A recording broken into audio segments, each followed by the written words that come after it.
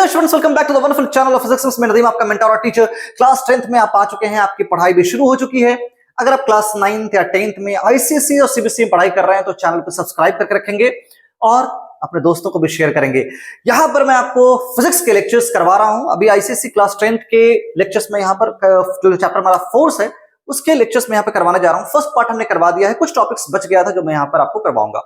तो बहुत अच्छे से सीखेंगे, समझेंगे, सिर्फ पढ़ेंगे नहीं, ठीक है ना। तो हमें कुछ सीखना है। तो फर्स्ट पार्ट में हमने क्या क्या देखा था? मोमेंट ऑफ फोर्स, फोर्स के कुछ इफेक्ट्स और कुछ इंट्रोडक्शन देखा था। कुछ न्यूमेरिकल पार्ट्स भी हमने किए थे, questions based on moment of force. आज जो टॉपिक हमारा रह गया है सेंट्रीपिटल, सेंट्रीफ्यूगल और सेंटर ऑफ ग्रेविटी वाला पार्ट, वो आज हम करने जा रहे हैं। तो keep your pen paper ready और बहुत अच्छे से चीजों को समझेंगे। कोई भी प्रॉब्लम आता है तो कमेंट लिखेंगे, कमेंट में आप मुझसे पूछ सकते हैं। टेलीग्राम का चैनल लिंक आपको दे रखा है, वहां जाकर आप ज्वाइन करें। मुझसे डायरेक्टली आप कोई भी सवाल, कोई भी प्रॉब्लम आपको आपके बुक से रिलेटेड है, आपके क्वेश्चंस हैं, वहां पर आप मुझसे पूछ सकते हैं और बातें कर सकते हैं। चलिए शुरू करते हैं। हमारा आज का टॉपिक जो कि है सेंटर ऑफ ग्रेविटी, यहां से हम शुरुआत करने जा रहे हैं। मोमेंट ऑफ हमने फोर्स पढ़ लिया था। मोमेंट ऑफ फोर्स क्या होता है, एक बार रिवाइज करें। आई होप आपको पता होना चाहिए। Moment of force turning effect है। फोर्स लगाते हो, ऑब्जेक्ट मूव करता है, रोटेट करता है, उसे हम क्या कहते हैं? Moment of force. और फोर्स इनटू परपेंडिकुलर डिस्टेंस को हम, अगर आपको याद हो तो हमने क्या पढ़ा था? फोर्स इनटू परपेंडिकुलर डिस्टेंस, या फिर आप इसे आर भी कह सकते हो, जो परपेंडिकुलर डिस्टेंस होगा ये क्या कहलाता है? हमारा मोमेंट ऑफ फोर्स या टॉर्क। मोमेंट ऑफ फोर्स ये फॉर्मूला था हमारा, ठीक है। बस रिवाइज रखिएगा इसे, पाइवोट पॉइंट के लॉन्ग हम निकालते हैं, रिवाइज करके याद रखना है बस हमें, और कुछ नहीं। चलिए तो शुरू करते हैं आज का topic, that is centre of gravity. देखो सेंटर ऑफ ग्रेविटी नाम से ही समझ में आ रहा है, कुछ ना कुछ सेंटर वाली बात हो रही है ना, कुछ सेंटर की बात हो रही है। तो सेंटर ऑफ ग्रेविटी का सिंपल सा मतलब ये होता है, अगर आपको मैं बिल्कुल आसान भाषा में बताऊं तो, एक ऑब्जेक्ट है ना, ये कहां पर बैलेंस हो पाएगा। अगर आप इसे बैलेंस करना चाहें पकड़ के बिल्कुल एक फिंगर पे, तो कहां पर बैलेंस कर पाएंगे? देखो तो बैलेंस कर पाओगे? अगर यहां पे करूं तो ये गिर जाएगा, मैं यहां पे करूं तो गिर जाएगा। तो कोई एक ऐसा पॉइंट आएगा जहां पर ये बिल्कुल ही बैलेंस हो जाए। देखो बिल्कुल ही बैलेंस हो जाए। अगर ये सिमेट्रिकल नहीं है तो थोड़ा दिक्कत होगा, बट ये बैलेंस हो जाएगा। अब देखना इसे, देखो यहां पर बैलेंस हो गया। ये इस पॉइंट पर अगर बैलेंस हुआ है, मतलब ये पॉइंट इसकी सेंटर ऑफ ग्रेविटी है। ये पॉइंट इसकी सेंटर ऑफ ग्रेविटी है। मैं ये क्यों बता रहा हूं, कैसे है, ये सब समझते हैं इसमें। सपोज करो, चलो समझते हैं। सपोज करो कोई एक ऑब्जेक्ट है, कोई एक ऑब्जेक्ट है, ठीक है। अब इस ऑब्जेक्ट में बहुत सारे पार्टिकल्स हैं। सारे छोटे छोटे पार्टिकल्स का अपना एक वेट है जो कहां लग रहा है? डाउनवर्ड लग रहा है।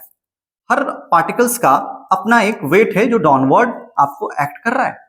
ये इसका वेट, इस पार्टिकल्स का, इस पार्टिकल्स का, इस पार्टिकल्स का, इस पार्टिकल का। समझ में आ रही बात है?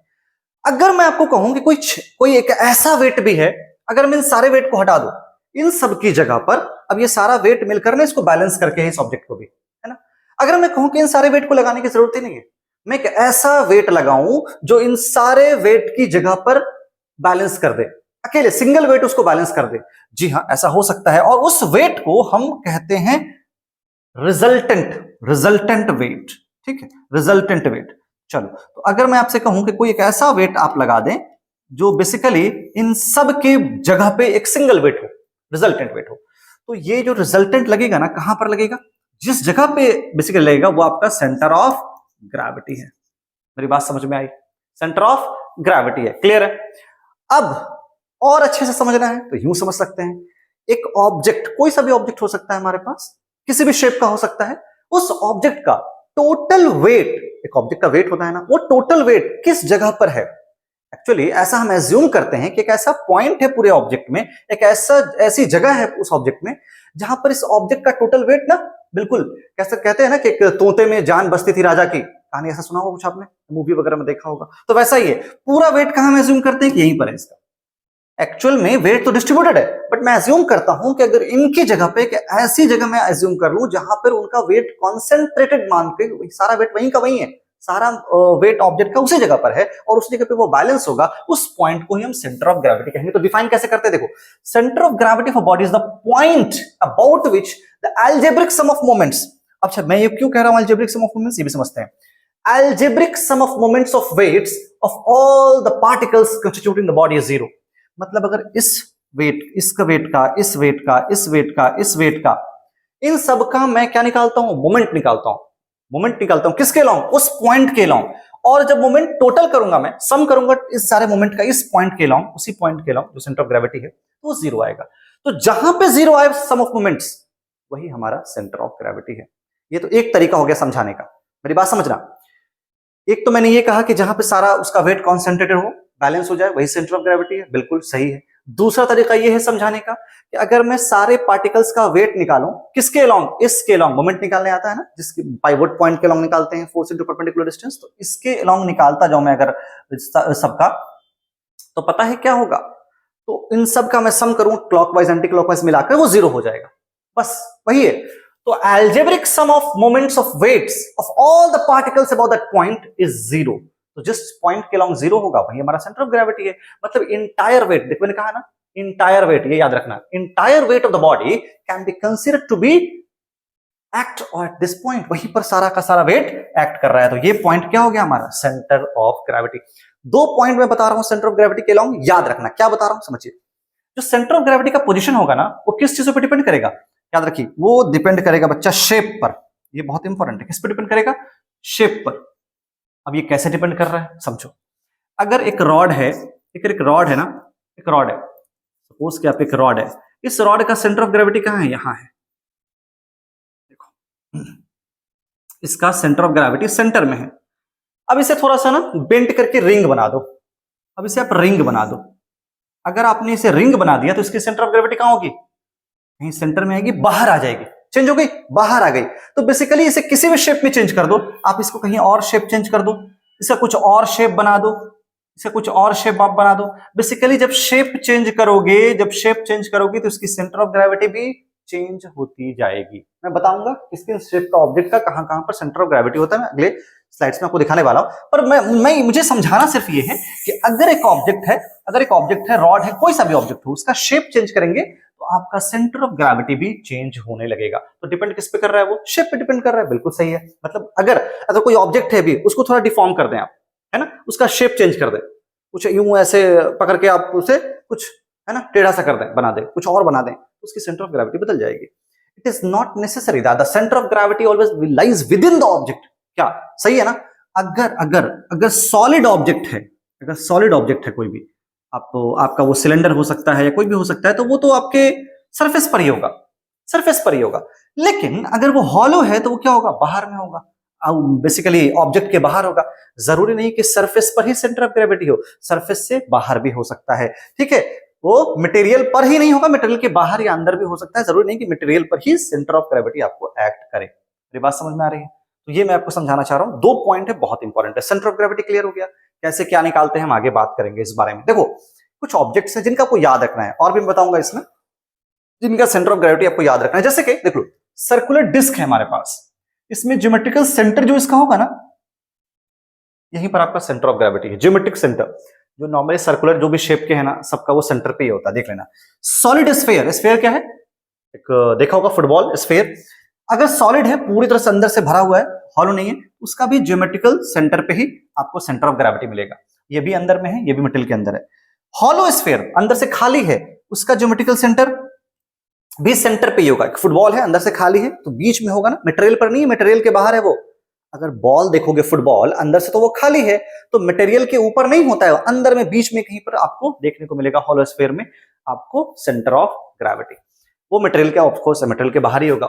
सॉलिड अगर सिलेंडर है तो वो आपका मिड पॉइंट पे होगा, कहां पर, axis of the cylinder, axis of the cylinder के बिल्कुल, जो सिलेंडर का एक्सिस होगा ना, उसके सेंटर पे।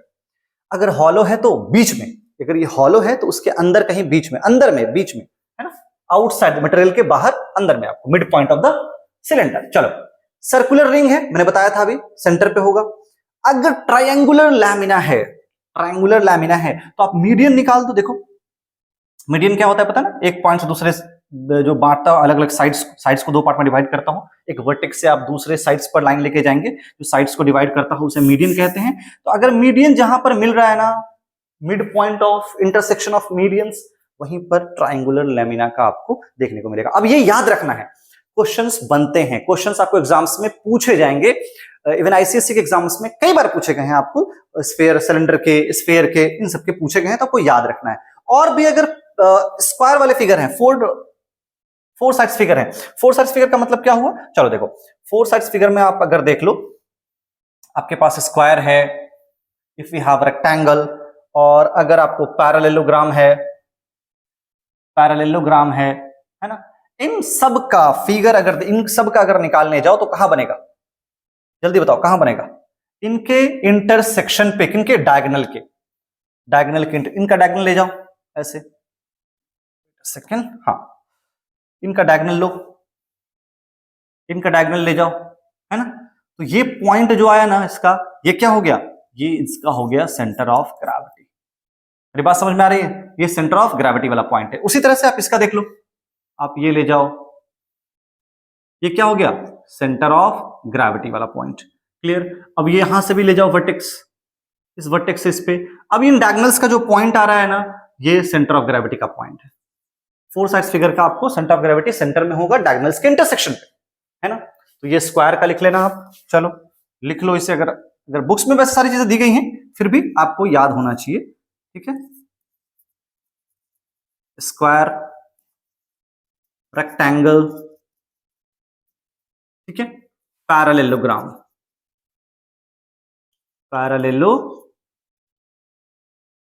I hope it is clear, सबको समझ में आ रहा है, कोई दिक्कत नहीं है ना। बस ये याद रखना है आपको, ज्यादा इस पर कुछ डिटेल्स नहीं याद रखना है, बस कहां होता है, डायग्राम कैसे बन रहा है वो याद रखना है। चलिए कुछ पॉइंट्स और भी नोट कर लेते हैं हम, अभी जो हमने देखा है सेंटर ऑफ ग्रेविटी के रिगार्डिंग, क्या है पॉइंट समझिए। अगर आपने मीटर स्केल देखा हो, मीटर स्केल जब भी बोलेंगे ना, मीटर स्केल एक पूरे 100 सेंटीमीटर का मान के चलते हैं कि 100 सेंटीमीटर का है। देखिए, a uniform metre scale has its COG at 50 centimetre. Normally अगर सब वर्ड्स पे गौर करना है, अगर आपको यूनिफॉर्म मीटर स्केल क्वेश्चन में दे रखा है तो uniform metre scale total 100 centimetre का, और मीटर 100 सेंटीमीटर का लेंथ होता है, उसका टोटल लेंथ का होता है 100 सेंटीमीटर का होता है। तो उसके सेंटर पॉइंट पर आपको देखने को मिलेगा इसका COG, सेंटर ऑफ ग्रेविटी, कहां पर, 50 सेंटीमीटर मार्क पे। तो जब भी क्वेश्चन में दिया हुआ है there is a metre scale, uniform metre scale, it means उसका मान के चलो ना कि उसका सेंटर ऑफ ग्रेविटी कहां पर है, सेंटर पे, यानी 50 सेंटीमीटर मार्क पर ही सेंटर ऑफ ग्रेविटी है। अब उसी मान लेते हैं इस पॉइंट पर देखो सेंटर ऑफ ग्रेविटी 50 पर है, तो अब इस 50 पॉइंट पर जब भी निकालोगे, कोई वेट मैंने लटका दिया, इस वेट का आप निकालोगे मोमेंट इसके अलोंग, इसके अलोंग निकालोगे, और कोई एक और वेट लगा दिया यहां पर, इसके अलोंग अगर आप निकालो, फोर्स इंटू डिस्प्लेसमेंट, तो टोटल सम जो आएगा ना वो 0 आएगा। टोटल सम इस पॉइंट के अलोंग, जो कि यहां पर बैलेंस हो रहा है, यहां पर वो बैलेंस हो रहा है, तो टोटल मोमेंट 0 होगा तब तो बैलेंस रहेगा ना। अगर मोमेंट एक तरफ का ज्यादा एक तरफ का कम है तो क्या हो गया, वो तो रोटेट कर जाएगा।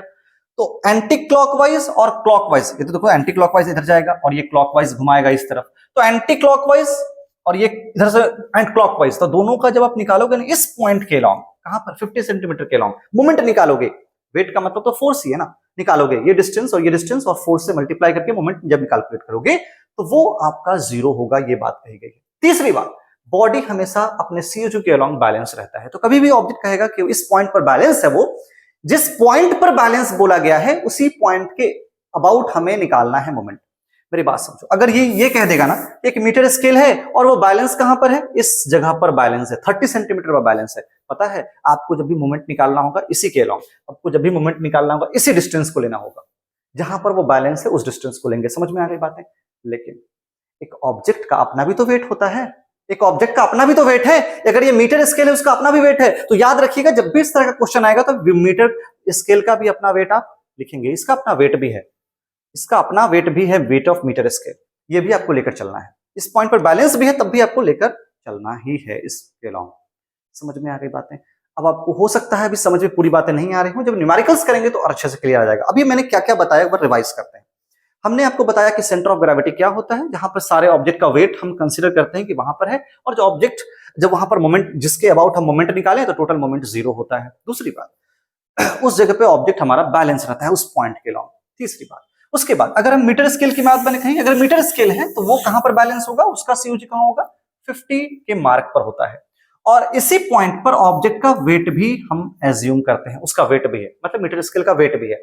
अगर कोई दूसरा हम फोर्स यहां से लगा दें F1 और यहां से F2 कोई फोर्स लगा दें या कोई वेट लगा दें, तो हमें जो कैलकुलेशन लेना है जहां पर बैलेंस है ऑब्जेक्ट उसी के अलोंग लेना है। अगर ऑब्जेक्ट यहां पर बैलेंस है तो ये डिस्टेंस आपको कैलकुलेट करना है, ये डिस्टेंस लेना है, force into displacement, force into displacement, आपको मोमेंट निकालना है और टोटल मोमेंट को बराबर कर देना है एंटी क्लॉकवाइज क्लॉकवाइज को, तब इसकी वैल्यू अगर निकालनी होगी तो आ जाएगा।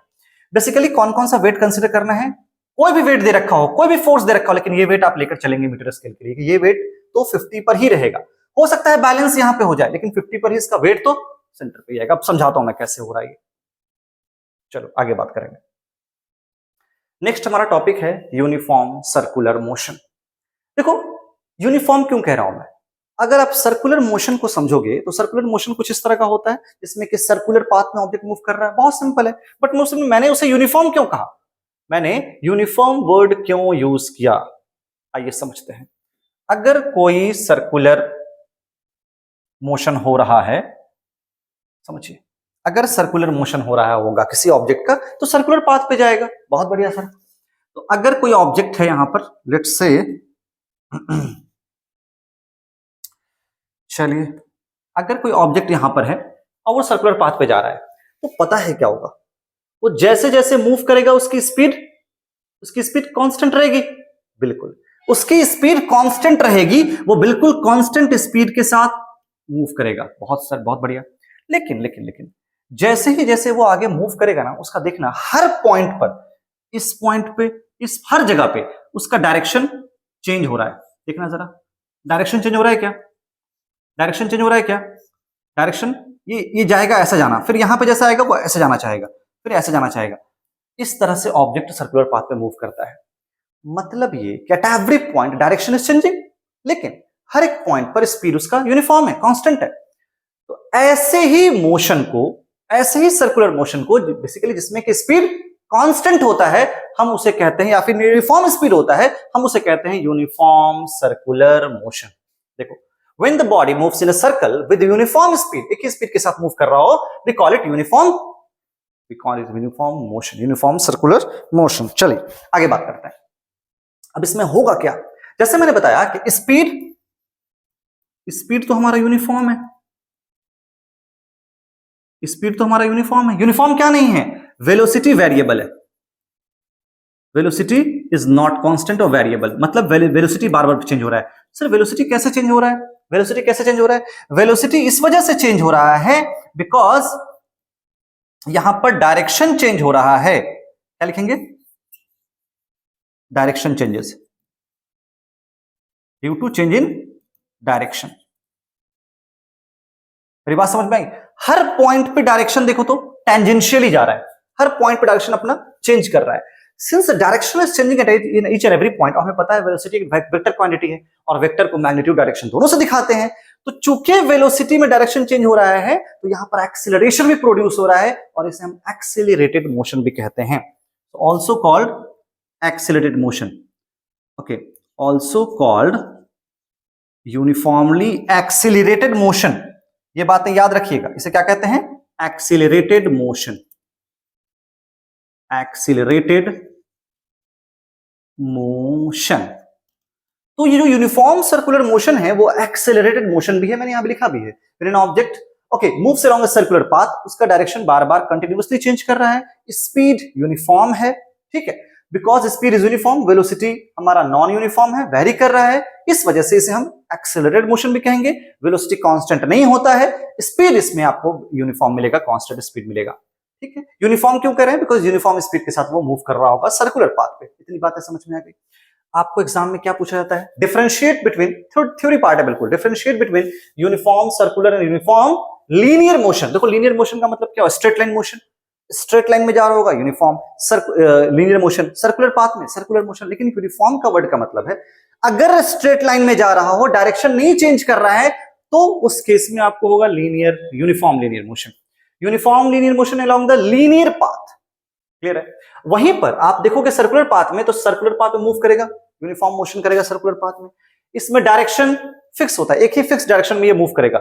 इस केस में आपका डायरेक्शन फिक्स नहीं होता है, बार बार डायरेक्शन आपका चेंज हो रहा है ना, तो ये डिफरेंशिएट है। उसके बाद आप याद रखो, जैसे मैंने बताया uniform circular motion is an accelerated motion, ये नॉन एक्सीलरेटेड मोशन है, अनएक्सीलरेटेड मोशन, इसमें एक्सीलरेशन नहीं हो रहा है, बिकॉज अगर लीनियर मोशन यूनिफॉर्म है, इसको समझा देता हूं मैं आपको, समझ लो।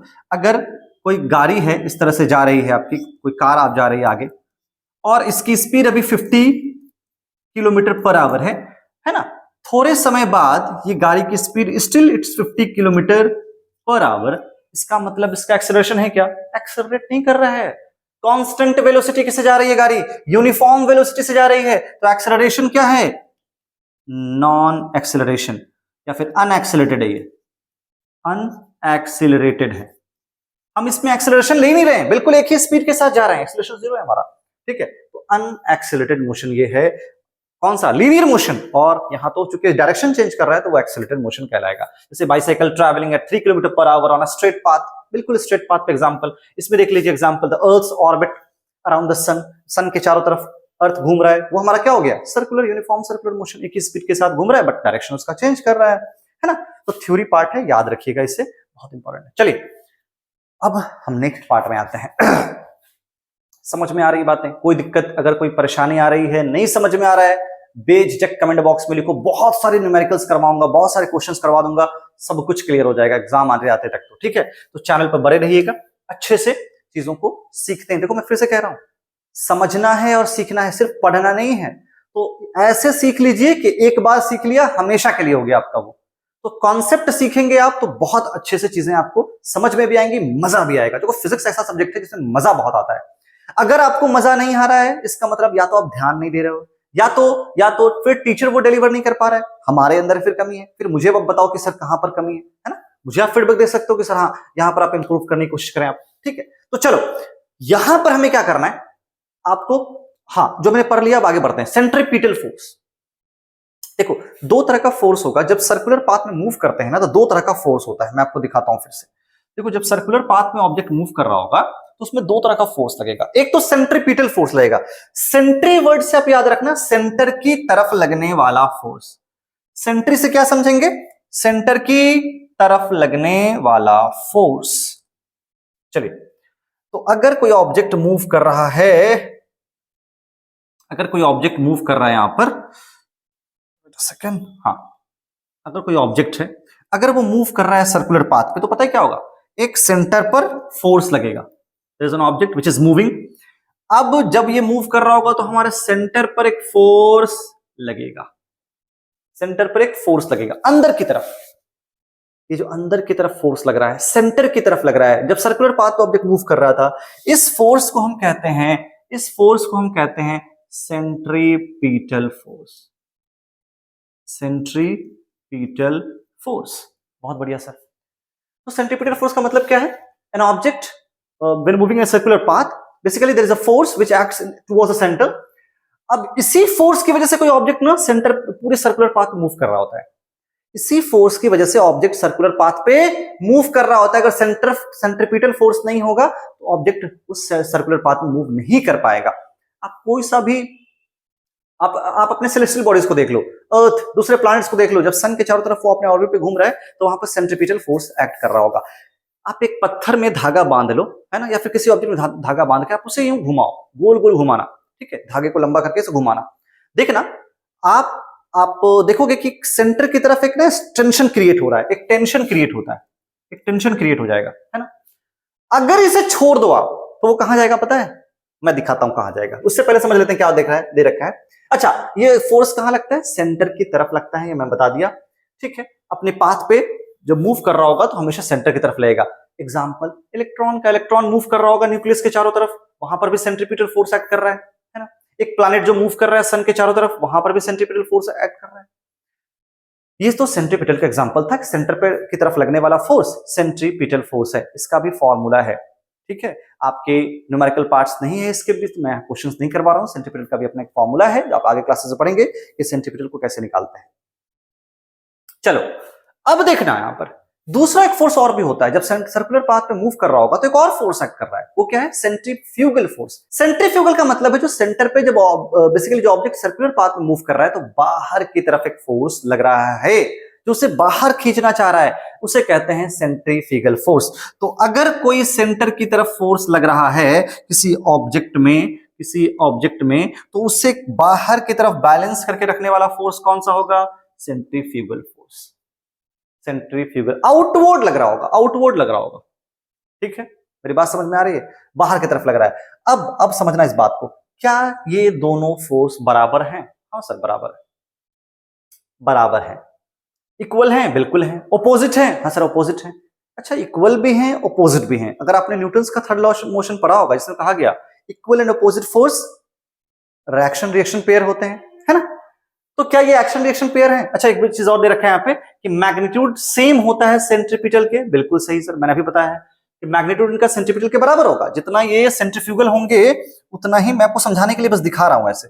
ये अगर ये सेंट्रीपिटल हैं तो सेंट्रीफ्यूगल आपके बराबर होंगे, दोनों का मैग्नीट्यूड बराबर होगा।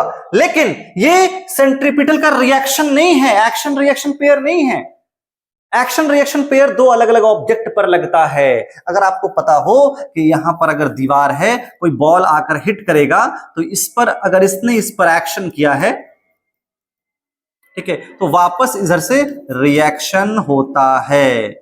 तो रिएक्शन इस पर हो रहा है, एक्शन इधर हो रहा है। तो एक्शन और रिएक्शन दो अलग अलग पेयर हैं, दो अलग अलग ऑब्जेक्ट पर एक्ट करते हैं। एक ही ऑब्जेक्ट पर अगर फोर्स लग रहा है ऑपोजिट, तो एक्शन रिएक्शन पेयर नहीं होंगे। इनका मैग्नीट्यूड इक्वल है, ऑपोजिट है, but they are not action reaction pair as per Newton's third law of motion. आगे बात करते हैं कुछ क्वेश्चंस को। चलो अच्छा यहां तक तो समझ में आ गया ना। अच्छा एक चीज और बता देता हूं मैं आपको, ये फिक्टिशियस फोर्स है, मतलब ये रियल फोर्स नहीं है। कौन? Centrifugal. Centrifugal is not a real force. ये ऐसा मालूम पड़ता है फोर्स, तो हम इसे मानकर चलते हैं फोर्स है, अदरवाइज इट्स अ फिक्टिशियस और virtual force. It's not a real force, it's not a real force. Question आता है, याद रखिएगा, centrifugal is not a real force, it's a virtual force.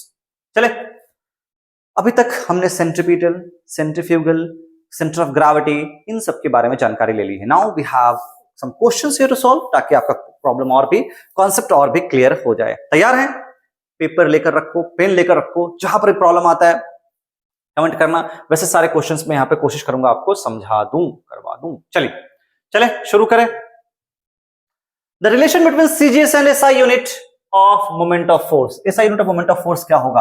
देखो न्यूटन मीटर की बात जब करते हैं, तो न्यूटन मीटर ये क्या है? यूनिट ऑफ मोमेंट है, मोमेंट ऑफ फोर्स है। अच्छा 1 न्यूटन मीटर को मैं लिख सकता हूं 1 न्यूटन इंटू 1 मीटर। हाँ सर लिख सकता हूं, कोई प्रॉब्लम नहीं है। अच्छा 1 न्यूटन का सीजीएस सिस्टम में, सीजीएस में 10 टू द पावर 5 डाइन होता है। हाँ सर होता है। 1 मीटर को मैं किसमें लिख दूं? सेंटीमीटर में। सीजीएस में सेंटीमीटर होता है, इसे मैं लिख सकता हूं 100 सेंटीमीटर। हाँ सर हो सकता है। अब अगर इसे कंबाइन करोगे 10 to the power 5 into 10 to the power 2 dyne centimetre. हाँ सर लिख सकता हूं। अब जरा देखना इसे क्या आ रहा है, 10 to the power 7 dyne centimetre. हाँ सर हो सकता है। अब जरा बताओ कि सही आंसर क्या होगा इसमें। ऑप्शन देखो, देखो बताओ सही ऑप्शन क्या है। 10 to the power 7 dyne centimetre, option number C is right answer. बहुत सिंपल था, ये क्वेश्चन पूछा गया है, ये भी पीवाईक्यू है आपके। ठीक, चलिए आगे बात करते हैं। A force of 10 Newton with 1 meter long momentum rotates a body in the anti-clockwise direction. अब आपको टॉर्क बताना है। एक बात फिर से याद रख लीजिए, अगर एंटी क्लॉकवाइज है, मेरी बात याद रखना, एंटी क्लॉकवाइज है, उस केस में हमारा पॉजिटिव हो जाता है moment of force. Moment of force positive होता है एंटी क्लॉकवाइज में। तो अगर कहा गया है फोर्स 10 न्यूटन का लग रहा है, 1 मीटर लॉन्ग मोमेंट आर्म है, मोमेंट आर्म क्या होता है ये भी समझा देता हूं, समझ लो। अगर ये ऑब्जेक्ट है हमारे पास, अगर यहां पर अगर कहीं वो फिक्स्ड है, यहां पर फोर्स लगा रहे हो आप और एंटी क्लॉकवाइज लग रहा है, मतलब इसे ऊपर की तरफ लगाया गया है एंटी क्लॉकवाइज। कितना लगाया गया बच्चा? 10 न्यूटन का फोर्स लगाया गया है। और इसकी डिस्टेंस कितनी है? कहा गया 1 मीटर है। ये भी मीटर में है, ये न्यूटन में है, कोई प्रॉब्लम ही नहीं है, कोई प्रॉब्लम ही नहीं है। कैसे निकालोगे टॉर्क? मोमेंट ऑफ फोर्स क्या होता है sir? Force into displacement, D कर दो या आर कर दो, जो भी करना है आपको कर दो। 10 इंटू 1 10 न्यूटन मीटर। लेकिन लेकिन लेकिन एंटी क्लॉकवाइज कहा गया है, मतलब ये पॉजिटिव ही होगा। एंटी क्लॉकवाइज कहा गया है, पॉजिटिव ही होगा, ऑप्शन नंबर सी। ठीक, कोई प्रॉब्लम नहीं। अगर ये क्लॉकवाइज कहता तो क्या करते आप? क्लॉकवाइज कहता तो क्या करते? माइनस करते सर, माइनस करते। ठीक है, चलो कोई दिक्कत नहीं है, option number C is the right answer. आगे बात करेंगे। Find the weight of a metre scale. आगे क्वेश्चन मीटर स्केल का, बहुत बढ़िया। मीटर स्केल बैलेंस है 30 सेंटीमीटर। कहां पर बैलेंस है वो मीटर स्केल? 30 सेंटीमीटर बैलेंस है। अब दो वेट हमने लटकाया है उसके ऊपर, 5 सेंटीमीटर पे और 40 सेंटीमीटर पे। इतनी बातें समझ में आ गई। अब देखना मैं डायग्राम बना के दिखा रहा हूं, बहुत अच्छे से आपको समझ में आ जाएगा क्या है क्वेश्चन में। क्वेश्चन में सिंपल सी बात कही है कि एक हमारा मीटर स्केल है, तो लेट से हमने मीटर स्केल ले लिया। अब इस मीटर स्केल के बारे में क्या कहा गया है कि इस मीटर स्केल ना बैलेंस कहां पे है, वो 30 सेंटीमीटर पे। लेट्स से कि ऑब्जेक्ट हमारा ये 30 सेंटीमीटर है और 30 सेंटीमीटर पे वो क्या बच्चा बैलेंस है ना, बैलेंस है। अब दो वेट को आपने लगाया है, 30 ग्राम वाले को और 10 ग्राम वाले को। 30 ग्राम वाले को लगाया है 5 पे, तो लेट्स से आपने 30 ग्राम फोर्स को आपने लटका दिया है कहां पर, 5 सेंटीमीटर पे। बहुत बढ़िया। और जो 10 ग्राम वाला फोर्स था वो 40 पे लटकाया है, तो 10 ग्राम वाला फोर्स आपने कहां लटका दिया बच्चा, सस्पेंड किया है 40 पे। चलिए इतनी बातें समझ में आ गई। अच्छा, हमसे क्या पूछा गया है, find the weight of a metre scale balanced at 30 centimetre mark such that the weight of दो वेट लटकाया गया है, तो वेट निकालना है। आपको पता है वेट कहां पर होता है किसी मीटर स्केल का, सेंटर पर। सेंटर मतलब 50 सेंटीमीटर के मार्क पर। तो जो वेट होगा ना वो कहां पर आएगा, हमेशा 50 सेंटीमीटर मार्क पे वेट उसका सस्पेंड करता है। ये आपका वेट हो गया इसका।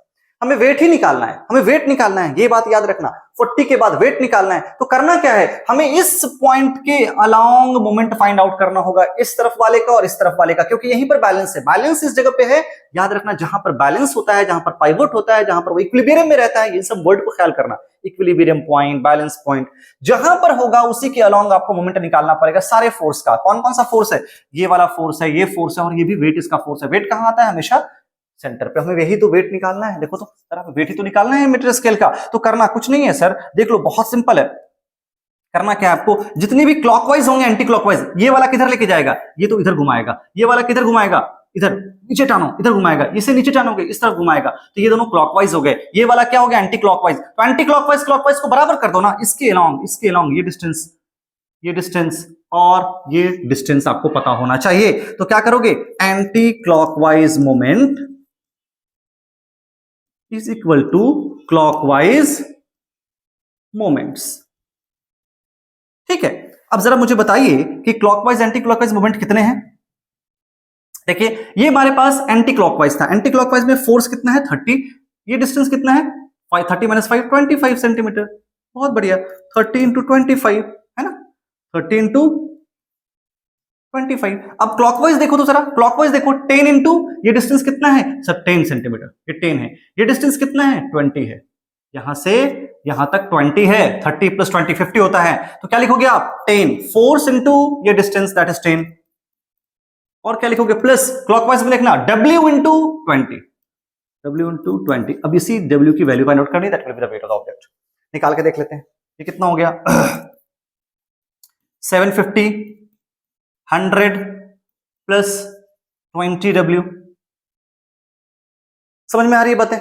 चलिए अब आगे देख लेते हैं, आगे सॉल्व कर लेते हैं क्या है। अब यहां पर जरा देखिए 750 इधर ले जाओ ना, या फिर आप ऐसे लिख लो 20W is equal to 750 minus 100 और W is equal to 650 divide by 20, 650 divide by 20। अब जरा इसे आप कट करो, 0 0 खत्म हो जाता है, 2 3 = 6, 2 2 = 4, 2 5 = 10 gram force centimetre, 32.5 gram force. अच्छा वेट निकालना है ना, सॉरी मोमेंट थोड़ी है, वेट निकालना है, ग्राम फोर्स। ठीक है, कितना आंसर आ रहा है, option number D will be the right answer. समझ गए। वेट याद क्या रखना है कि जहां पर इक्विलिब्रियम या फिर जहां पर बैलेंस है उसी के अलोंग सारे का मोमेंट निकालिएगा, क्लॉकवाइज एंटी क्लॉकवाइज। दूसरी बात, इसका वेट पूछेगा तो हमेशा वो सेंटर पे होता है, 50 सेंटीमीटर पे वेट होगा। अगर हाफ मीटर स्केल है तो वो 25 पे होगा। हाँ ये भी आता है हाफ मीटर स्केल, जैसे यहां पर हाफ मीटर स्केल का क्वेश्चन दे रखा है और uniform half metre rule balance. अब हाफ मीटर रूल है वो बैलेंस कहां हो रहा है, 29 सेंटीमीटर पे बैलेंस हो रहा है। तो याद रख लीजिए अगर हाफ मीटर रूल है हमारे पास तो वो कहां पर बैलेंस होगा, 29 पे। लेट्स से ये 29 पे बैलेंस हो रहा है, इस जगह पे ये बैलेंस हो गया है ना।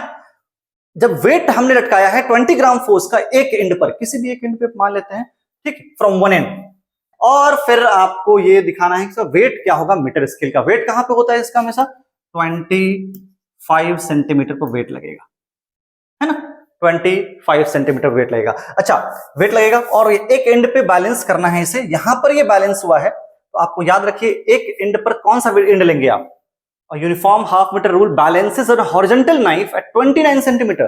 बैलेंस कब हुआ है, जब उसे फोर्स लगाया है एंड पे, यहां पर फोर्स लगाया होगा हमने, तब तो बैलेंस हुआ, वो तब तो बैलेंस हुआ ना, ये भी ख्याल करना है। इस जगह पे फोर्स लगाया होगा तो बैलेंस हमारा हुआ होगा। क्लियर है? और ये बैलेंस हो गया होगा तो हमें क्या निकालना है, वेट निकालना है, इस तरफ वाला और इस तरफ वाला। 20 ग्राम फोर्स लगाया ना, 20 ग्राम फोर्स। अब देखो जरा, क्लॉकवाइज एंटी क्लॉकवाइज, ये बैलेंस के इस तरफ है, इधर घुमाएगा, ये एंटी क्लॉकवाइज, ये बैलेंस के उस तरफ है, ये क्लॉकवाइज घुमाएगा, एंटी क्लॉकवाइज क्लॉकवाइज को बराबर कर देंगे, you will get your answer, you will get your answer. अच्छा, ये यहां पर है 29 सेंटीमीटर पे, हाफ मीटर स्केल है तो टोटल कितने का होता है, 50 सेंटीमीटर का टोटल होता है। तो 50 माइनस 29 कीजिएगा, ये डिस्टेंस आपको आ जाएगा, ये डिस्टेंस आ जाएगा। तो फोर्स इंटू डिस्टेंस, और ये डिस्टेंस भी आपको आ जाएगा 29 माइनस 25। ठीक है, weight into distance and force into distance, आप आपसे कैलकुलेट कर लीजिएगा, you will get your answer. ठीक है, चलो तो यहां पर आज का लेक्चर अपना हम एंड करते हैं। कुछ क्वेश्चंस मैंने करवाया था कि कॉन्सेप्ट का क्लियर हो जाए, और बहुत सारी थ्योरेटिकल चीजें भी हमने सीखी हैं। आई होप बहुत मजा आया होगा, आपको समझ में भी आया होगा।